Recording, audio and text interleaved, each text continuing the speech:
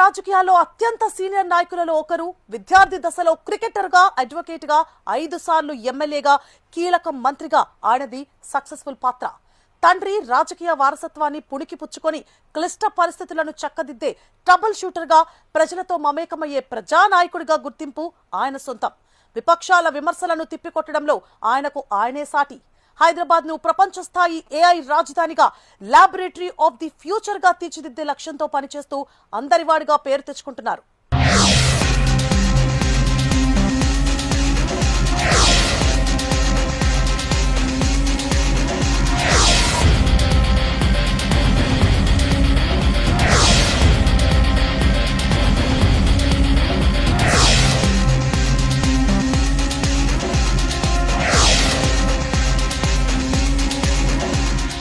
అవును, ఆయనే ఆడా ఉంటా ఈడా ఉంటా అంటున్న ఆల్రౌండర్ దుద్దిళ్ల శ్రీధర్ బాబు. తెలంగాణ రాష్ట్రంలో అధికార కాంగ్రెస్ పార్టీకి వెన్నుదన్నుగా ఉంటున్నారాయన. పార్టీ కష్టాలను తనదైన శైలిలో తప్పించే ప్రయత్నం చేస్తున్నారు. నిరంతరం ప్రజాసేవలో నిమగ్నమవుతూనే తన మంత్రి పదవికి న్యాయం చేస్తున్నారు. ప్రజాసేవ చేయడంలోనే కాదు, పార్టీకి నమ్మకస్తుడిగా, రాజకీయాల్లో హుందాగా ఉండడం ఆయన నైజం. విపక్షాల పదునైన విమర్శలకు అదే స్థాయిలో బదులివ్వడంలో నేర్పరి. ప్రస్తుత మంత్రివర్గంలో అందరూ ఒకెత్తైతే శ్రీధర్ బాబు మరో ఎత్తు అన్నది రాజకీయ పరిశీలకుల మాట. ఉమ్మడి కరీంనగర్ జిల్లా మంథని నియోజకవర్గ ప్రజలు ఏకంగా 5 సార్లు శ్రీధర్ బాబును ఎమ్మెల్యేగా గెలిపించారు. ఆయన చేసిన సేవా, అభివృద్ధి కార్యక్రమాలు మెచ్చిన నియోజకవర్గ ప్రజలు శ్రీధర్ బాబుకు వరుసగా జైకొడుతున్నారు. అధికారంలో ఉన్నా, విపక్షంలో ఉన్నా, గెలిచినా ఓడినా ప్రజాసేవే తన ఊపిరిగా ముందుకు వెళుతున్నారు.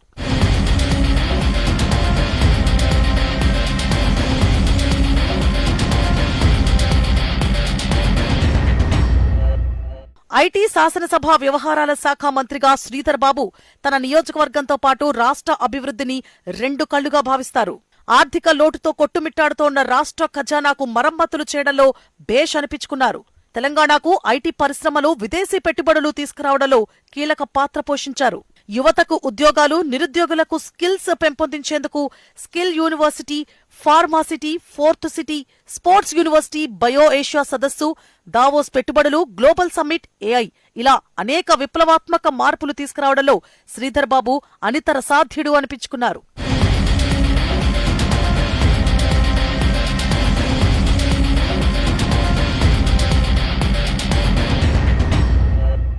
కేవలం అభివృద్ధిలో మాత్రమే కాదు, ప్రభుత్వం ఇబ్బందుల్లో ఉన్నప్పుడు కూడా శ్రీధర్ బాబు తన మార్క్ పాలిటిక్స్ తో ప్రభుత్వాన్ని సేవ్ చేస్తూ వస్తున్నారనే చర్చ లేకపోలేదు. ప్రతిపక్ష పార్టీలు ప్రభుత్వాన్ని ఇరుకున పెట్టిన ప్రతి సందర్భంలోనూ నేనున్నానంటూ భరోసా కల్పించారు. ఇలా శాసనసభలో కావచ్చు, బయట కావచ్చు, తగ్గేదేలే అంటూ ధీటుగా జవాబిస్తూ పార్టీని, ప్రభుత్వాన్ని కాపాడుతూ వస్తున్నారు. ఇక పార్టీలో సైతం కీ రోల్ ప్లే చేస్తున్నారు. మాజీ మంత్రి జీవన్ రెడ్డి అసంతృప్తిగా ఉన్నప్పుడు, మంత్రులు అడ్లూరి లక్ష్మణ్పై పొన్నం ప్రభాకర్ నోరు జారినప్పుడు, మందుల సామెల్ బ్రాహ్మణుల విషయంలో కామెంట్స్ చేసినప్పుడు, ఇలా అనేక సందర్భాల్లో కాంగ్రెస్ పార్టీకి అపర చాణక్యుడిగా వ్యవహరించారు. సమస్య ఏదైనా చిటికెలో సాల్వ్ చేయడంలో సిద్ధాస్తుడు శ్రీధర్ బాబు. ఢిల్లీ స్థాయిలో తనకున్న పలుకుబడి, పరిచయాలతో కేంద్ర, రాష్ట్ర ప్రభుత్వాలకు మధ్య సమస్యలను సైతం పరిష్కరించడంలో అందవేసిన చెయ్యి శ్రీధర్ బాబుది.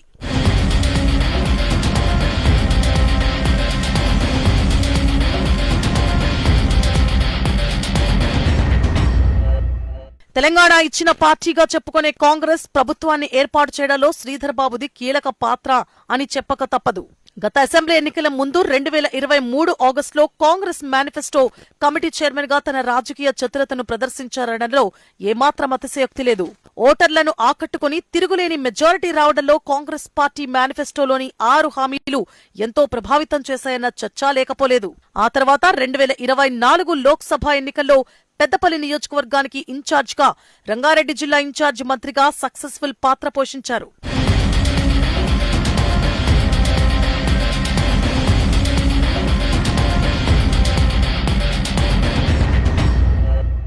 తెలంగాణ రాష్ట్ర ఐటీ పరిశ్రమల శాఖ మంత్రిగా దుద్దిళ్ల శ్రీధర్ బాబుకు అరుదైన గౌరవం దక్కింది.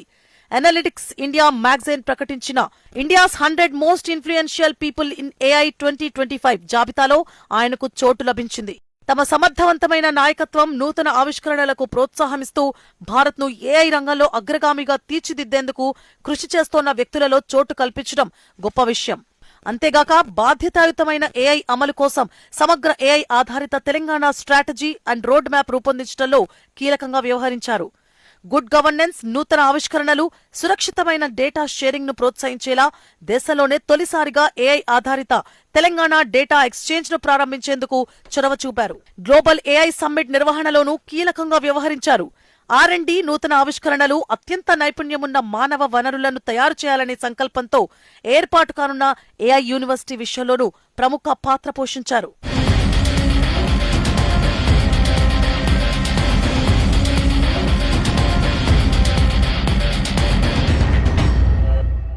ఢిల్లీ విశ్వవిద్యాలయంలో న్యాయవాద విద్యను అభ్యసించిన శ్రీధర్బాబు అడ్వకేట్గా, 5 సార్లు ఎమ్మెల్యేగా, విద్యార్థి దశలో క్రికెటర్గా తనదైన గుర్తింపు తెచ్చుకున్నారు. ఉమ్మడి ఆంధ్రప్రదేశ్ రాష్ట్ర అసెంబ్లీ స్పీకర్గా ఉన్న తండ్రి శ్రీపాదరావు మరణంతో అనూహ్యంగా రాజకీయాల్లోకొచ్చారు శ్రీధర్బాబు. రాజకీయ వారసునిగా పాలిటిక్స్ లోకి అడుగుపెట్టి 1999లో కాంగ్రెస్ అభ్యర్థిగా గెలిచారు. ఉన్నత విద్యను అభ్యసించిన శ్రీధర్బాబు పాతతరం పాలిటిక్స్ ను ఫాలో అవుతూ వివాదాలకు దూరంగా ఉంటారన్న పేరుంది. దివంగత మాజీ ప్రధాని పివి నరసింహారావు మంథని నియోజకవర్గం నుంచి 4 సార్లు ఎమ్మెల్యేగా గెలుపొందిన రికార్డు తుడిచేశారు శ్రీధర్బాబు. ఉమ్మడి కరీంనగర్ జిల్లాలో 5 సార్లు ఎమ్మెల్యేగా గెలుపొందిన నేతగా సరికొత్త చరిత్ర క్రియేట్ చేశారు.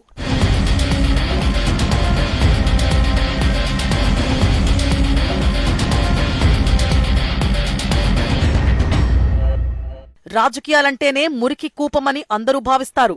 అలాంటి మురికి కూపంలో మురికి అంటకుండా ముందుకెడుతున్నారు శ్రీధర్బాబు. రాజకీయాల్లో ఓపిక, నీతి, నిజాయితీ, నిబద్ధత ఉంటే దుద్దిళ్ల శ్రీధర్బాబులా ఎదగొచ్చని అంటున్నారు రాజకీయ విశ్లేషకులు.